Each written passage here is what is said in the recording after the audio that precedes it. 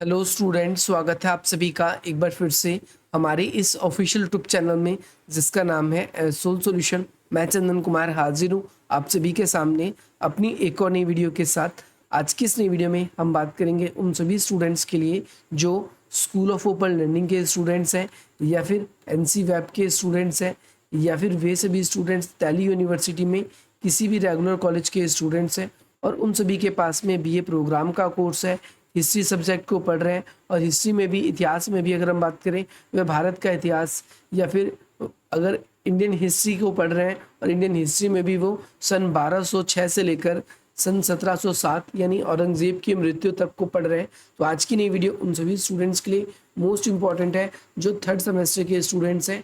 इसमें हम पूरे के पूरे क्वेश्चन पेपर्स को डिस्कस करेंगे क्योंकि बहुत सारे स्टूडेंट्स की क्वेरी आ रही थी कि सर आपने फर्स्ट सेमेस्टर और फिफ्थ सेमेस्टर के स्टूडेंट्स के लिए वीडियोस बना दी क्वेश्चन पेपर्स के लिए, हमारा पेपर कैसा आएगा, हमारे लिए भी वीडियो बना दीजिए ताकि हम उसी क्वेश्चंस के पेपर के हिसाब से अपने एग्जाम्स को अंडरस्टैंड हो सके, समझ सके और उसी के हिसाब से अपनी एग्जाम्स की तैयारी कर सके। तो यहाँ पर आप सभी की ऑन डिमांड पर ये वीडियो लेकर हाजिर हूँ और यहाँ पर हम बात करेंगे आप सभी के थर्ड सेमेस्टर के हिस्ट्री के पेपर में। तो यहाँ पर आपका मार्क्स की बात करें तो 75 मार्क्स का पेपर आएगा, 3 घंटे का पेपर होगा आप सभी का।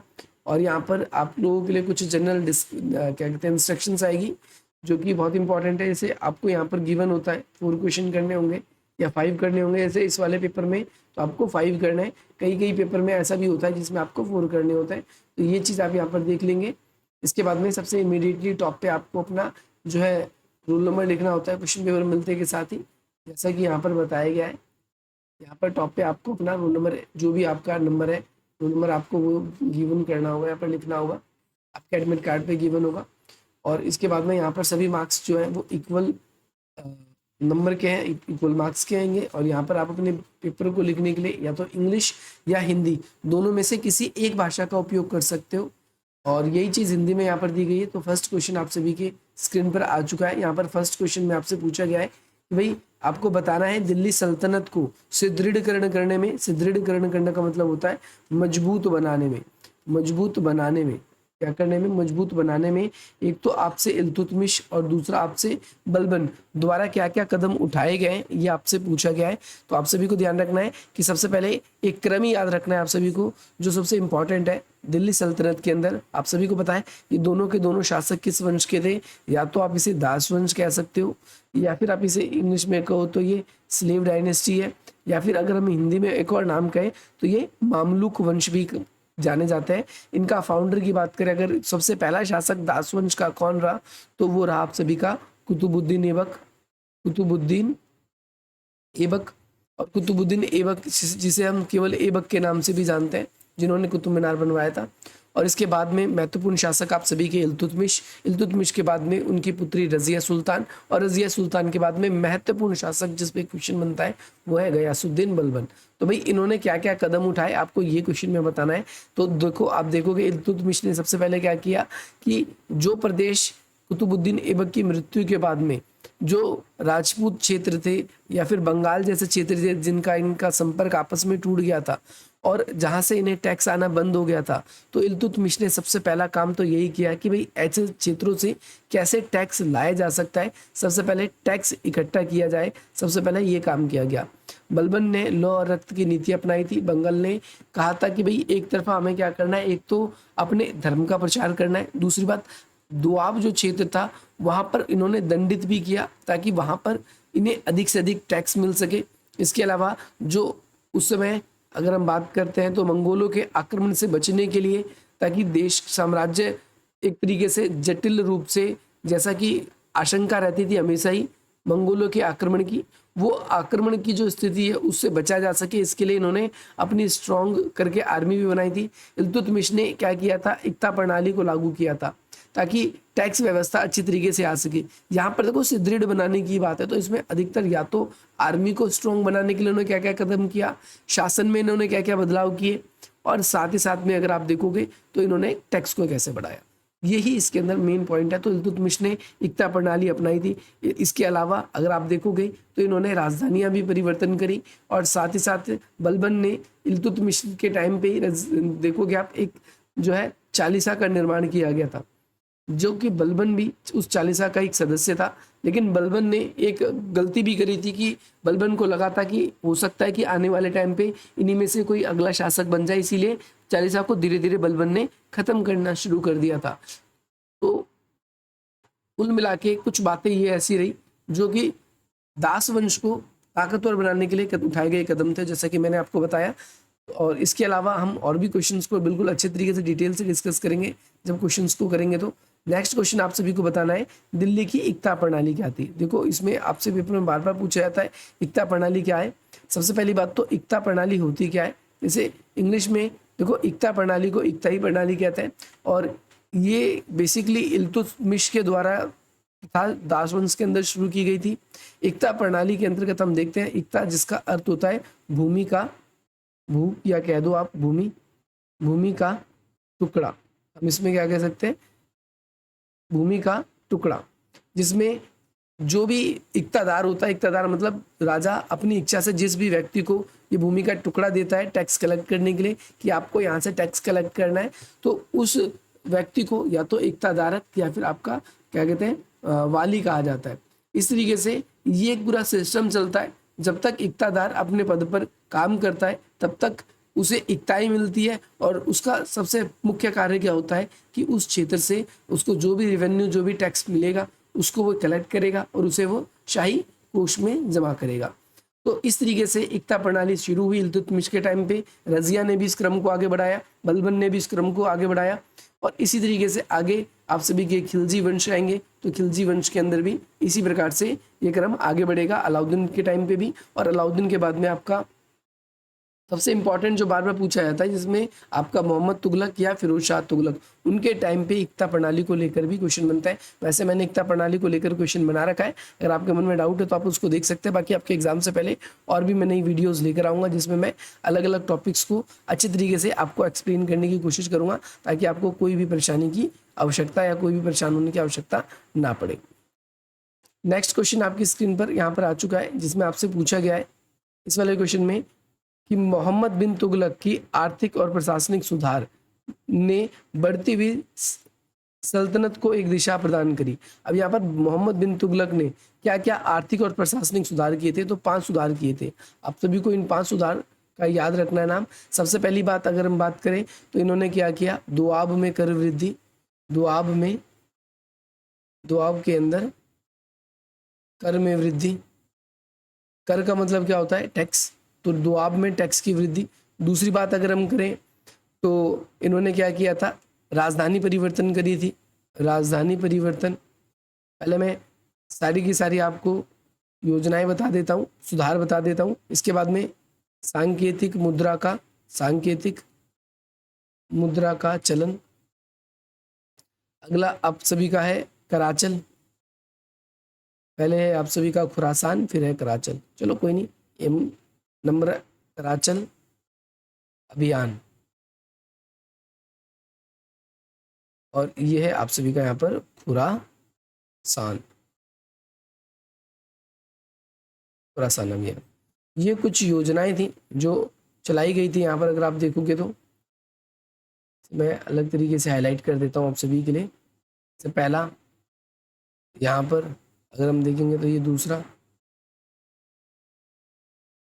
दूसरा ये है, तीसरा ये है, चौथा ये है, और ये पांचवा ये है।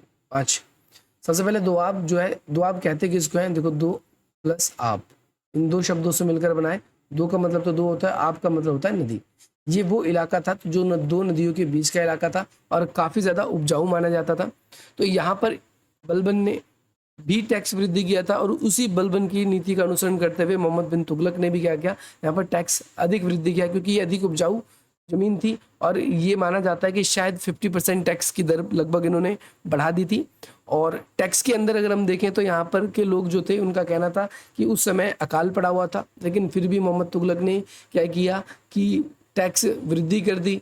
टैक्स वृद्धि करने समय अगर हम देखें तो राजा ने किसी से परमिशन नहीं लिया, और टैक्स जो है वो जनता दे नहीं पाई जनता के पास, क्योंकि खुद ही अकाल पड़ा हुआ था, तो टैक्स कैसे देती। तो जनता ने टैक्स नहीं दिया और लोगों ने जो है कृषि कार्य को छोड़कर वो जंगल में भाग गए। तो राजा ने दमनकारी नीति अपनाई, यानी मोहम्मद तुगलक ने दमनकारी नीति अपनाई, और उन्होंने कहा कि भैया जाइए टैक्स लेकर आइए, पुरुषों को सबको जो आपके वयस्क हैं उन सबको मार दीजिए और टैक्स लेकर आइए, जो ना दे उनको पीटिए, मारिए, आप टैक्स लेकर आइए। इस तरीके से तुगलक का आदेश आया। अब वहाँ पर इसी तरीके से कत्लेआम किए गए। अब भाई वहाँ की पब्लिक को फिर थोड़ी देर बाद अगर हम देखें, राजा को वहाँ पर रियलाइज होता है कि रियली में इनके पास टैक्स जमीन मतलब इनकम तो है ही नहीं इनके पास में, ये टैक्स कैसे चुकाएंगे। तो इस तरीके से राजा ने फिर क्या किया, इनके लिए कई सारे भू सुधार कार्यक्रम किए, लेकिन ये काफ़ी देर हो चुकी थी। तो इसमें भी हम देखते हैं इनकी योजना थी बेसिकली इसलिए कराई थी ताकि जो शाही राजकोष था उसको भरना था। राजधानी परिवर्तन अगर आप देखेंगे तो दिल्ली से देवगिरी या दौलताबाद आप कह सकते हो, वहाँ पर राजधानी का परिवर्तन किया गया। और राजधानी परिवर्तन जब किया गया तो उसके लिए भाई 700 मील की सड़कें बनाई गई, भाई दोनों तरफ सड़कों के जगह जगह पेड़ लगाए गए, और जगह जगह क्या बनाए गए, आराम करने के लिए आप कहोगे कुछ स्थान बनाए गए ताकि लोग राहगीर चलते चलते थक जाए तो वहाँ पर आराम भी कर सकते हैं। इसमें कितना पैसा खर्चा हुआ होगा सोच के देखो, 700 मील की सड़क बनाई गई, कितना ज़्यादा पैसा बर्बाद हुआ होगा। और लेकिन फिर कुछ समय बाद ये एक बात कह दी गई, अगर आप अपने शहर क्षेत्र दिल्ली वापस लौटना चाहते हो तो आप वापस लौट सकते हो। तो ये काफ़ी ज़्यादा एक्सपेंसिव रहा। अगला है सांकेतिक मुद्रा। अब इसको लेके भी कई सारी बातें हैं, जैसे कहा जाता है, एक दो विद्वानों ने तर्क दिए हैं कि भाई दिल्ली की जो प्रजा थी वो मोहम्मद बिन तुगलक से बहुत ज़्यादा परेशान थी, इसीलिए वो पत्रों में अपशब्द लिखकर भेजती थी, जिससे राजा अपनी दिल्ली की प्रजा को दंडित करना चाहता था, इसलिए उसने राजधानी परिवर्तन करी। मैंने डिटेल से वैसे पढ़ा भी रखा है, बाकी मैं पढ़ाऊंगा भी। अगर आप लोगों को ये चीज़ें अच्छी लग रही हो तो आप इसे ज़रूर सब्सक्राइब करें, और आगे भी आप लोगों को वीडियो में बना के ला के देता रहूँगा। अभी देखो तीसरा ही क्वेश्चन है, अभी तो मैं पूरा का पूरा क्वेश्चन पेपर आप सभी के लिए लाने वाला हूँ। अपने यहाँ पर है आप सभी के लिए कराचल अभियान, चौथा अभियान है कराचल अभियान। कराचल और खुरासान, पांचवें नंबर पर मैंने लिख दिया, लेकिन खुरासान पहले समझिए आप। खुरासान क्या है? खुरासान एक काफ़ी वियर्ड इलाका जो कि रेगिस्तानों के बीच में था, इस क्षेत्र को उन्होंने सोचा जीतने की। लेकिन अब भाई इसके लिए 1 लाख की सेना तैयार की गई, उनको 2-3 साल का नगद वेतन दे दिया। अब आप ये अपने दिमाग में अंदाज़ा लगा सकते हो कि कितना पैसा इसके अंदर खर्च हो गया होगा। 2-3 साल का जब लोगों को नगद वेतन दे दिया गया और 1 लाख की सेना थी, उन सेना को युद्ध के लिए तैयार किया गया, तो उसमें भी काफ़ी ज़्यादा खर्चा हुआ होगा।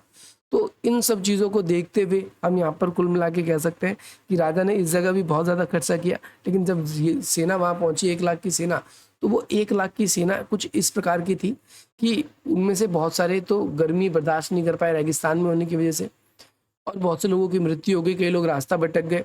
तो इस तरीके से प्रॉब्लम निकल के आती है हमारे सामने। केवल 1 लाख में से 10,000 ही सैनिक वापस आए, तो यहाँ पर भी नुकसान हुआ। कराचल अभियान, ऐसे यहाँ पर 10,000 सैनिक भेजे गए, इसमें से 100 से भी कम सैनिक यानी 10 के लगभग में सैनिक बच के आए थे। ये बेसिकली पहाड़ी इलाका था जहाँ पर इस क्षेत्र को जीतने के लिए भेजा गया था, लेकिन राजा को उस जगह की जलवायु के बारे में पता नहीं था, तो बहुत सारे ऐसे जो सैनिक थे जो कि पहाड़ों पर चढ़ने लायक नहीं थे, आप कह सकते हो कि उनको पहाड़ों पर चढ़ने की ट्रेनिंग नहीं थी। अलग अलग तरह की बीमारियां हुई या अलग अलग तरह की प्रॉब्लम हुई, और इसके बाद उनकी क्या हो गई, मृत्यु हो गई, या फिर आप कह सकते हो इस प्रकार की समस्या में देखने को यहाँ पर मिली। नेक्स्ट क्वेश्चन आपकी स्क्रीन पर आ चुका है यहाँ पर। अब हम बाकी डिटेल से तो डिस्कस करेंगे। क्वेश्चन में पूछा गया मध्यकालीन युग में भक्ति आंदोलन के उदय को बताना है। भक्ति आंदोलन का उदय, इसमें आपको सूफी संत एक तो इनके बारे में बताना है आप सभी को। सूफी संतों के अलावा अगर हम बात करें तो इसमें कबीर, नानक, इनके बारे में भी आपको अच्छी तरीके से एक्सप्लेन करना है। अगर इनकी बात करें तो नॉर्थ में ऐसे हालांकि मीराबाई भी है, लेकिन इनके बारे में आप लोगों को ज़्यादा नहीं पढ़ना। मैं आपको रियलिटी बता दूं, ये दोनों आप लोगों के लिए इंपॉर्टेंट है और एक ये इंपॉर्टेंट है। अगर हम साउथ की बात करते हैं तो यहाँ पर अलवार और नैनार, ये दोनों के दोनों आप सभी के लिए इंपॉर्टेंट बन जाते हैं। तो अगर आप लोगों को इसमें बताना है कि इन्होंने समाज में कैसे परिवर्तन की, तो भक्ति आंदोलन उस समय हुआ जब भारत के अंदर जो है बहुत ज़्यादा भेदभाव देखने को मिलता है हमें, और भेदभाव भी कुछ किस इस प्रकार का था जिसके अंदर, इस भेदभाव के अंदर हम देखते हैं जो हिंदू धर्म था उसके अंदर भी भेदभाव था और मुस्लिम धर्म में भी था। हिंदू और मुस्लिम धर्म एक दूसरे को देखना नहीं चाहते थे, ये एक दूसरे को हमेशा गिराने की कोशिश करते थे, एक दूसरे की आलोचना करते थे, एक दूसरे का एकदम कड़ा विरोध करते थे। तो ये सारी चीज़ें हमें इस वाले कॉन्सेप्ट के अंदर देखने को मिलती है। तो इसको अभी हम डिटेल से डिस्कस करेंगे, जिसमें मैं चारों सूफी संत के बारे में बताऊंगा। चिश्ती सिलसिला, कादरी सिलसिला, नक्शबंदिया सिलसिला और सुहरावर्दी सिलसिला, चारों सिलसिले के बारे में बताऊंगा। आप लोगों के पेपर में कहीं क्वेश्चन ऐसा नहीं होगा जो मेरे पढ़ाए हुए के बाहर आप लोगों के लिए आए। अगला, विजयनगर साम्राज्य के अंदर न्यायांकर प्रणाली कौन सी थी जिसमें टैक्स व्यवस्था इकट्ठा करने के लिए, देखो आपको कोई भी 5 क्वेश्चन करने, आप इजीली 5 क्वेश्चन कर पाओगे, किसी भी ईयर का पेपर बना ले, कोई भी बना ले। यहाँ पर में अकबर के अधीन मिश्रित शासक व्यवस्था, इसमें आप लोगों को बताना है मुगल साम्राज्य की स्थापना में और उसकी सफलता में क्या मुख्य कारण है। इसमें कुल मिलाकर अकबर की मनसबदारी व्यवस्था आपको बतानी है। इसमें एक जात होते थे, एक सवार होते थे, और मनसबदारी बेसिकली सैनिक कमांडर होते थे, जो कि जिनका मुख्य रूप से कार्य जो होता था सैनिक व्यवस्था को संचालित करना, टैक्स इकट्ठा करना, कुछ इस तरीके से। तो यहाँ पर ध्यान रखना है, ये मनसबदारी व्यवस्था को लेकर 2 क्वेश्चन आप सभी के लिए बन गए। मिश्रित शासक वर्ग इसीलिए क्योंकि राजा ने बहुत सारे, अकबर ने क्या किया था, कई सारे राजाओं के साथ में संधियां कर रखी थी। तो एक तो यहाँ पर मनसबदारी व्यवस्था में क्या क्या परिवर्तन आ गए आगे चलकर इनके टाइम पे, क्योंकि मनसबदारी व्यवस्था इन्हीं के टाइम अकबर ने शुरू करी थी। अकबर से औरंगजेब आते आते क्या क्या परिवर्तन आ गए, तो आपको इन परिवर्तन के बारे में भी बताना है। ये क्वेश्चन भी आप सभी को मैं बिल्कुल कराऊंगा, आप चिंता मत करिए। अकबर से शाहजहां के काल में जो वास्तुकला है, जैसे अकबर ने कई सारी चीज़ें बनाई हैं। अकबर के शासन काल में अगर हम बात करें तो बुलंद दरवाज़ा बनाया गया है, जो आगरा का लाल किला है उसको, यानी आगरा का फोर्ट जिसे आप बोल देते हो, वो भी बनवाया गया है। और इस तरीके से कई सारी इमारतें हैं। लेकिन अगर हम देखें शाहजहां के काल में भी जो है मुगल काल का पूरा गोल्डन एरा माना जाता है वास्तुकला का। तो क्या क्या परिवर्तन हुए, क्या क्या चीज़ें हमें इसके अंदर चेंजेस देखने को मिली, इसको हमको बिल्कुल अच्छी तरीके से यहाँ पर डिफाइन करना है इस वाले क्वेश्चन के अंदर। नेक्स्ट है, शिवाजी के अधीन मराठा राज्यों का उदय बताना है आपको। शिवाजी के अधीन मराठा राज्य का उदय, तो भाई शिवाजी जी के अधीन में मराठा राज्य कैसे उद्भव हुआ इसके बारे में बताना है। तो शिवाजी जी के बारे में भी हम बिल्कुल अच्छे तरीके से पढ़ेंगे। अब टिप्पणी करने वाला क्वेश्चन बहुत इंपॉर्टेंट है। क्यों इंपॉर्टेंट है? क्योंकि टिप्पणी करने वाले क्वेश्चन आपके एग्जाम में सबसे ज़्यादा आते हैं और इसमें सबसे ज़्यादा मार्क्स भी मिलते हैं। जैसे शेरशाह सूरी के बारे में आपसे, अलाउद्दीन खिलजी की बाजार नियंत्रण व्यवस्था, ये भी मैंने आप लोगों को करार की। चिश्ती सिलसिला भी मैंने बताया था, सूफी संत के सिलसिले 4 सिलसिले बताए थे, इसमें चिश्ती सिलसिला, कादरी सिलसिला, नक्शबंदिया सिलसिला और सूरावर्दी सिलसिला, ये चारों सिलसिले। चिश्ती सिलसिले में भी अगर आप बात करोगे, शेख मोइनुद्दीन चिश्ती, निज़ामुद्दीन पेरोलिया, कुतुबुद्दीन बख्तियार काकी, फखरुद्दीन गंजे सकर, है ना, ये है। और एक आपका और अजोधन पाकिस्तान में एक और है, आप सभी के 5 इसके अंदर टोटल है। तो हम इनके बारे में बात करेंगे। शेरशाह सूरी के द्वारा क्या क्या काम किए गए थे उसके बारे में पूछ लेता है। और मुगल साम्राज्य में जो है जमींदारी व्यवस्था, इसके बारे में भी आपके एग्जाम में पेपर में क्वेश्चन आता है। तो यहाँ पर आज की वीडियो में आप सभी के लिए इतना ही है। मैं आशा करता हूँ आपको पसंद आई होगी, आप क्वेश्चन पेपर का अच्छी तरीके से एनालिसिस कर पाए होंगे, आपको क्वेश्चन पेपर देखने को मिला होगा। अगर आप लोग हमारे साथ जुड़ना चाहते हैं तो इन नंबर के थ्रू आप व्हाट्सएप पे जुड़ सकते हैं, टेलीग्राम और जो बाकी अदर हमारे सोशल मीडिया के प्लेटफॉर्म्स है उसके लिंक डिस्क्रिप्शन बॉक्स में। टेलीग्राम पे लगभग 1000 लोग हमारे साथ जुड़ चुके हैं। आप इंस्टाग्राम पे भी हमारे साथ जुड़ना चाहे तो आप हमारे इंस्टाग्राम पे भी हमारे साथ जुड़ सकते हैं। बाकी अगर आपको ये वीडियो कैसी लगी मुझे कमेंट करके ज़रूर बताना, और इसी प्रकार की इंटरेस्टिंग वीडियोस पाने के लिए आप हमारे चैनल को सब्सक्राइब ज़रूर करें। बाकी मिलते हैं आप सभी से अपनी अगली वीडियो में। जय हिंद, जय भारत।